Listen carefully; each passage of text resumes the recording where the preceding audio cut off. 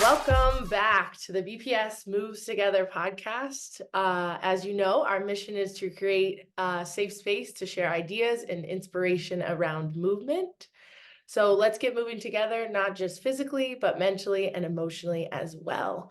Today, we got a little treat for you all. We are your guests. You are looking at them. Josh and I will be host and guest in this episode. And we really felt like we wanted to share our passion for movement and help you all discover your passion, because I think we have figured out that that's why we got into PE and the realm of being physically active. So we will be diving deeper into the importance of physical activity and especially PE, and specifically the importance of embedding movement in the school day. Yeah, perfect. And between us, we have over 20 years of experience in many different forms with movement, starting early on with participating in youth sports and continuing into our college careers. We have worked in the PE profession for over 10 years, and we want to share with you our personal journeys. So to kick things off, Maralene, I will ask you, when did you recognize the impact that movement had on you? So I think it took me a little while to really know the impact, right, as I got older. But if I think back on my life, I started with youth sports, playing. I always played three sports: soccer, volleyball, basketball, and continued on to play in college. I played basketball at Northeastern. Um, and then once it wasn't until I graduated college that I really realized how much movement was such a big part of not only my identity, really, it was like who I was like, and then it was like it just stopped and I was kind of a little bit lost for a little bit. And I went searching for like Mm, the same thing. I needed a team, I wanted a community, and I found CrossFit. And then I grew a love for like weightlifting and high intensity training. And I became a CrossFit coach. And it was through being a CrossFit coach and seeing adults coming in with little to no experience in being an athlete or being physically active, really, or with weightlifting or training of any kind, that kind of sparked a light bulb in me to be like, hey, I need to catch them when they're, like I developed it at age 7 or 8, like I wanted to bring that to younger people. And so that's really where I made the transition. I mean, I coached CrossFit for 10 years and I was involved in youth, activities for a long time. But then I kind of really made the transition like, no, I want to be intentional about teaching kids the importance of movement. And that's kind of what led me into the PE world, mm. so to speak. So what That, about you? yeah, I mean, I feel like our stories are very much like aligned, and there's some similarities.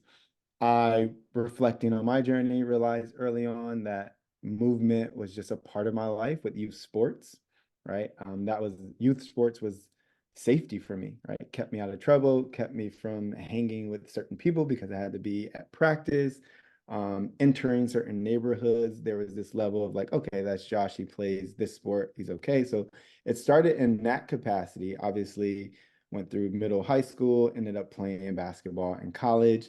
Similar to you, movement was my identity. And I think they're doing a better job with it now in terms of preparing athletes for life after sports. But there was no minimal preparation for that, right? And so after college career was over, I was lost, trying to search for a team, playing in pickup, and trying to figure out who I am. But movement was always there. Everything was rooted around movement. I picked up, that's where I kind of stumbled upon personal training. I was like, hey, let me help people. People were always asking for advice. So that's where I started to kind of like help people there. While also still being in education. That's when I then got exposed to movement breaks during city year. Being able to do movement breaks with students during the day, seeing the joy it brought to their faces, seeing the joy not only with students, but teachers as well. When you would walk in and do like these little funky movement Yeah. breaks with them. And they loved it. And so then that kind of carried on. And I did some work as a behavior interventionist, which is essentially an assistant to a dean. And students who were in crisis, we recognize, a lot of times movement was very calming for them, in a way for us to kind of help them regulate their emotions, but also kind of talk about, process what happened, right? And so then seeing that and knowing my passion for movement, I decided, like, how can we be a little more proactive as opposed to reactive? And so then we started scheduling movement breaks in the gym, whether that was throwing the football, kicking the soccer ball, shooting basketball, and then also talking about some of the things that they are grappling with in terms of emotions, right?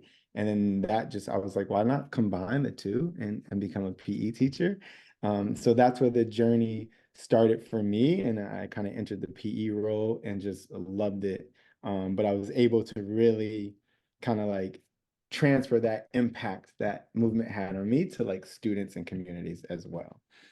Um, and I know, yeah, we talked about, our kind of mentioned a little bit as far as like safety, um, but like barriers come up, and I know we talked offline a little bit about that, but what do you want to share around that? I think that what I hear you saying is like you and I were always, it was part of our life. But I think for a lot of kids, we want to recognize that it's not, for a slew of reasons. Like a lot of our students, they don't have access. AAU costs an arm and a leg, like a second mortgage on a house to play in AAU sports. In the city, is there a safe space? Like you say, different neighborhoods have different access to, is there an outdoor basketball court they can walk over to after school? Like it's not as easy as we want it to be outside of school. So we want to Mhm, create the safe space to have mhm, access to that during the school day, right? mhm, I mean, 60 minutes of physical activity a day is what's recommended. And I think there is 60 minutes in every single school day that it doesn't have to be in a row. There's mhm, 5 minutes here, 10 minutes here, 40 minutes of PE, recess for 20 minutes. There's plenty of ways that schools can be more intentional about kind of scheduling that time in, so that we take away those barriers. We kind of even the playing field for our students. completely agree with that.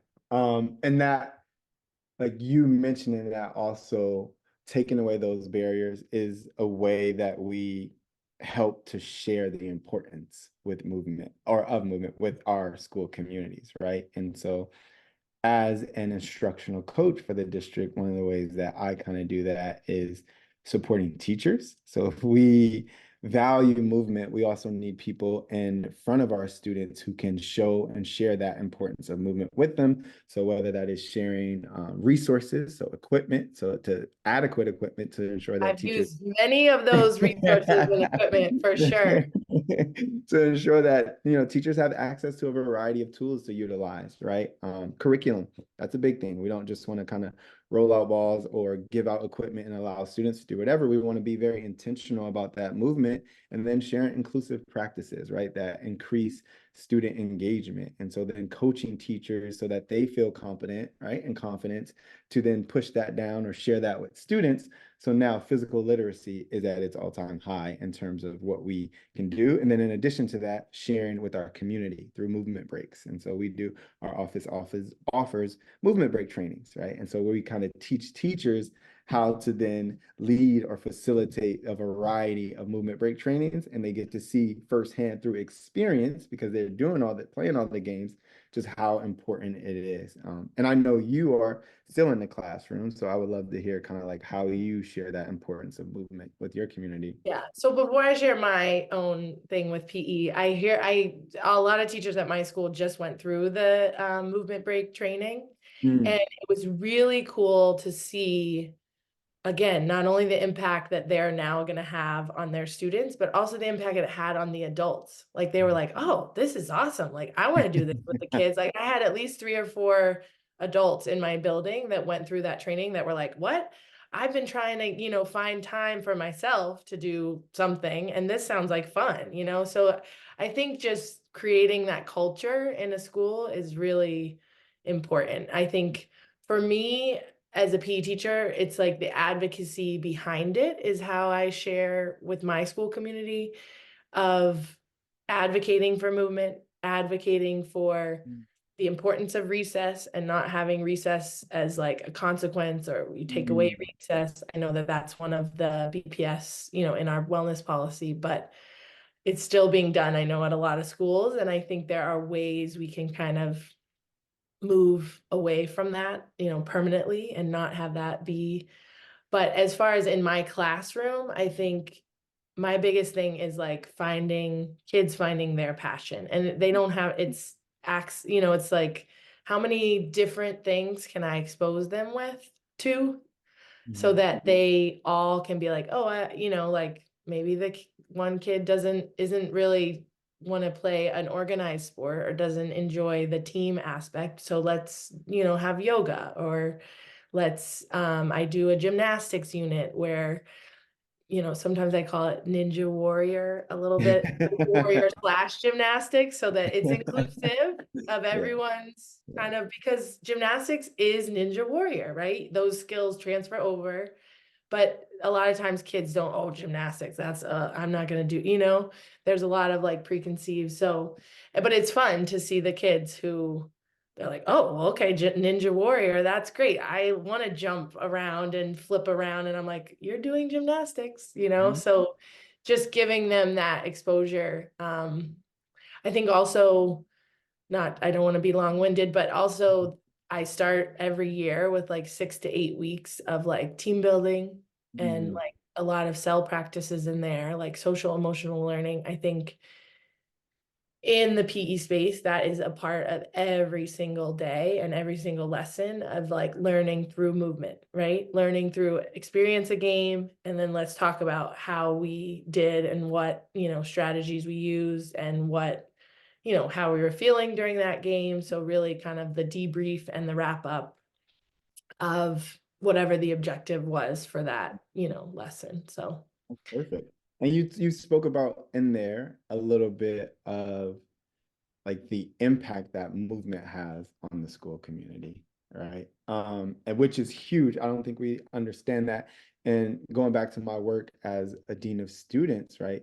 Like movement was a way in which students would help to regulate their emotions.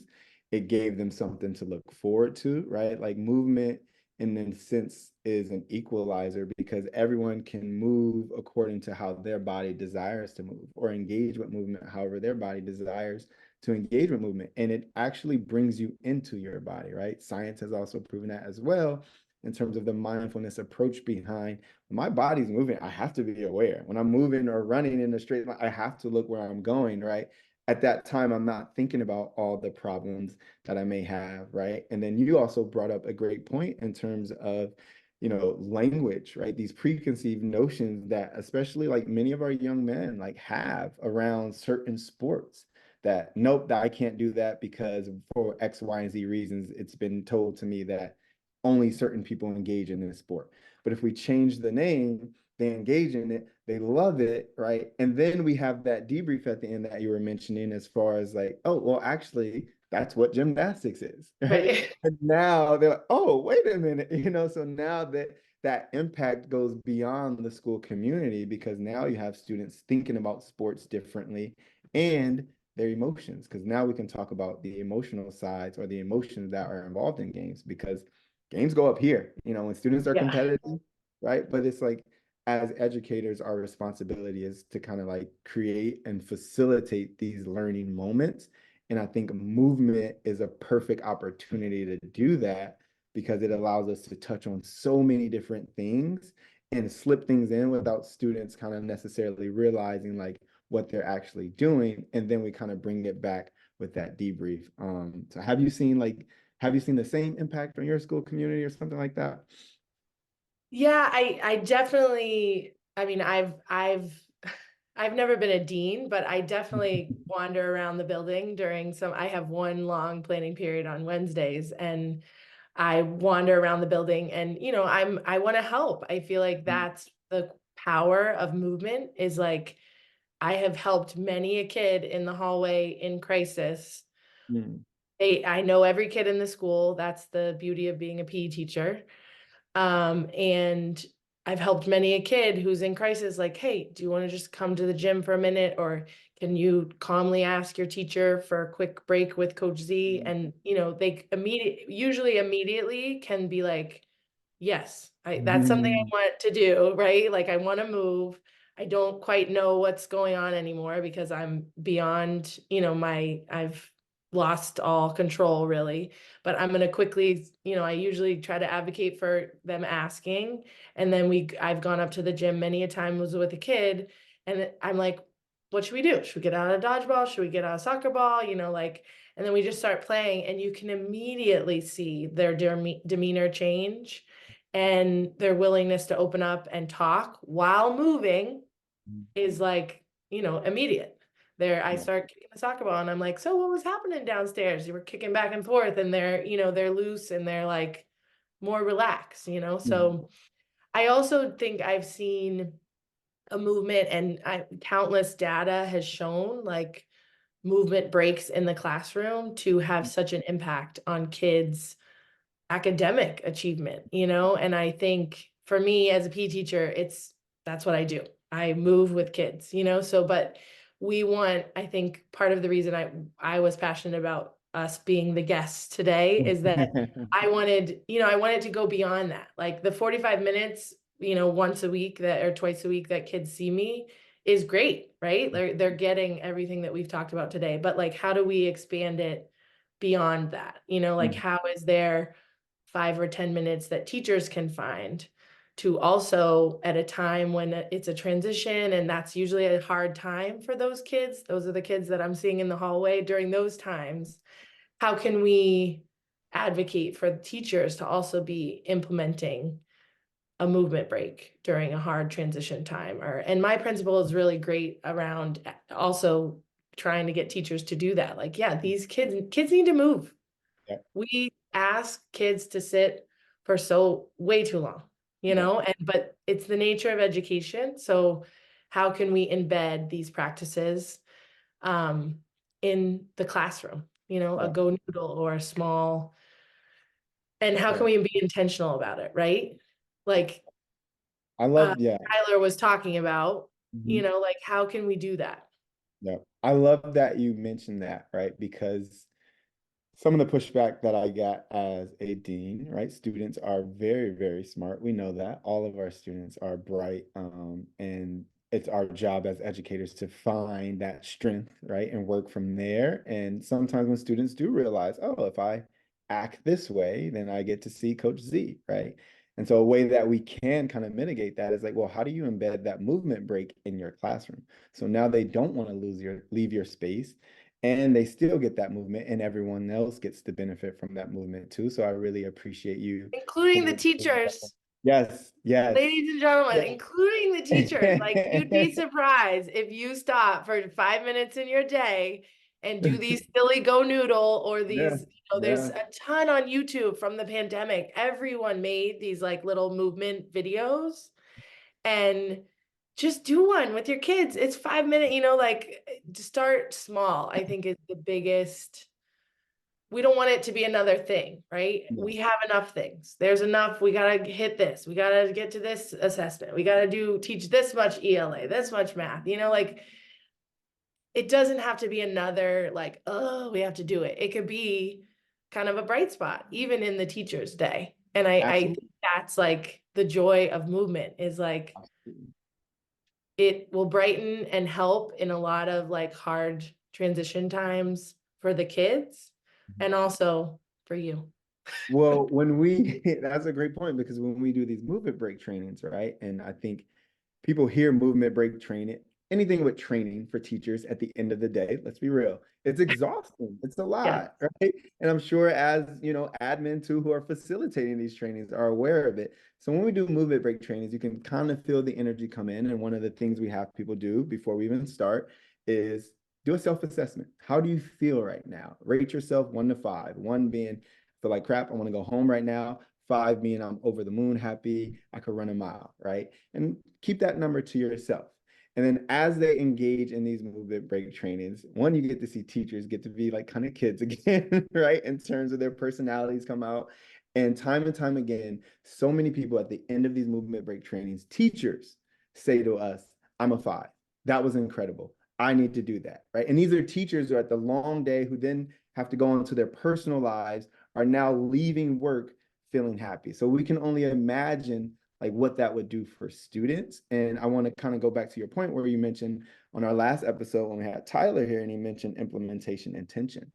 And I think teachers just start with looking at your schedule, where identify where a movement break may be beneficial for your students, whether that is transitioning, they're having hard time transitioning from one location to another, whether you know consistently throughout the day, fatigue kicks in and students might need to do something, implement a movement break training there, go to BPS Moves Together website, go to YouTube, ask your students, pick a movement break from there or movement break from there and just implement it and then plug and play. Educators are great at being flexible and adaptable, and you'll be able to see what is working, what's not working, and you'll be able to expand from there. But it's no longer okay to kind of use the reasoning of I don't have time. I think we have to create time because this is extremely important for students to engage in, and as you mentioned too, teachers to engage in. And then I think you mentioned this earlier too about our district wellness policy, like not taking away not taking away PE because our PE teachers work so hard to plan intentional, thoughtful lessons that our students can then engage in. Our students need that movement, right? There's also a time to facilitate some discussion around emotions and things of that nature, as well as recess, right? Again, in our district's wellness policy, as far as not using, taking away these or withholding recess or PE as a form of punishment that consists of misbehavior, also work, you know. I will push it back on you to see though, if you have an idea maybe that teachers can explore, because if they're not taking away PE and recess, what are your thoughts? So at my school, we've really tried to build this time in the day. I know a lot of teachers do like you're earning stars or marbles in the jar during your week, during your day. And they have, a fun Friday or, earn a pizza party if we fill up the jar or whatever it is, these little, and I'm in elementary school, so I'm sure in middle and high school it looks a bit different. But so my push at my school right now is like, so can Fun Friday be like Work It Wednesday? Can it be like Fitness Friday? Could we work in movement to that like earned time for kids, an incentive for kids, so that recess is like this holy time where it does, it's not an option, right? And so maybe during that Fitness Friday, you're taking that 5 minutes to finish the math thing. And you'll see, I think, that kids, just like a Fun Friday or a pizza party or whatever, whatever it is, they're gonna love that time to move, Mm-hmm. and the impact can't be, small on something like that for our kids. So I really think the kind of message today is, I think, start small, right? And start with pick one day, one time where you can implement a movement break in the classroom. And also I'll plug the importance of PE teachers and like valuing them as like a really powerful part of your school. I think BPS does a great job of coaching teachers up, and it is no longer what what a lot of PE used to be, just roll out a ball and like it's free play time. It's like there's, Jess and everybody in the wellness department has done a big push for this physical literacy is the same as ELA and math. Same, it's just a different kind of literacy for our kids to develop. And what an awesome world if everyone was physically literate when they left elementary school, like it just gets me excited if you can't tell. Yeah. And I know we can go on and on and on, and I have more things to add, but for the sake of time, I do think it's also important before we close. I did want to mention, I know we shared a lot here, especially some resources. I also want to acknowledge that it is difficult. Like it is extremely difficult to be an educator right now, and none of this is by any means easy. So we're not saying that it's going to be easy and voila and do this and all your kids are going to respond this way and then they're going to leave and thank you so much for implementing this movement break training. But over time, what you will find is that this is also a way to kind of embed some SEL, right? This is also a way for a teacher to take their teacher hat off. And maybe you let a student lead a movement break training and then you can jump in and or a movement break and then you jump in and now you're doing this movement break and it creates this sense of community, building a relationship or rapport with PE teachers, recess monitors, and things of that nature around movement to support students. But again, it's not easy.